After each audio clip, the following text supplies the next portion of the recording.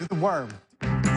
Monday Night Football comes to you from Cleveland, where Browns fans desperate for reasons to be optimistic may have one in top draft pick Myles Garrett. Cleveland's endless search for a quarterback continues as Brock Osweiler and DeShone Kizer audition tonight in front of the Dog Pound. The New York Giants arrive with their familiar cast of stars preparing for a season with Super Bowl aspirations. It's the Giants and the Browns on ESPN's Monday Night Football. And we welcome you to First Energy Stadium along the shores of Lake Erie here in Cleveland, Ohio. Game 2 of 4 in the preseason for both these teams, the Giants and the Browns. Welcome, I'm Sean McDonough. Delighted to have you with us. There is an old adage in football: if you have a quarterback, you have a chance, and if you don't, you don't. Well, ever since Eli Manning became the starter for the New York Giants back in 2004, they've had a chance. He started 199 straight games, and as you know, they've won 2 Super Bowls.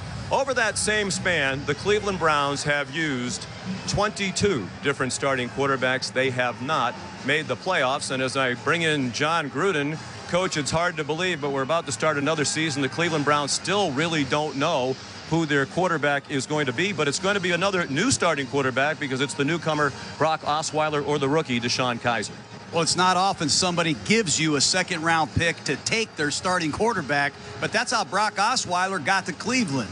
The good news is Osweiler has playing experience. He won a game last year with the Houston Texans, and in his first year as a starter, they won a division title. That's the good news. The bad news is he's inaccurate, he was wildly inconsistent, and he wasn't good enough for the Houston Texans. But he gets a chance to redeem himself here as a Cleveland Brown. He's in a good place right now. He likes this offense, but he's going to have to fend off the rookie DeShone Kizer out of Notre Dame. The second rounder played great last week against the New Orleans Saints, and there's a real buzz here in Cleveland. But Kizer hasn't seen the New York Giants yet either. I'm anxious to watch this.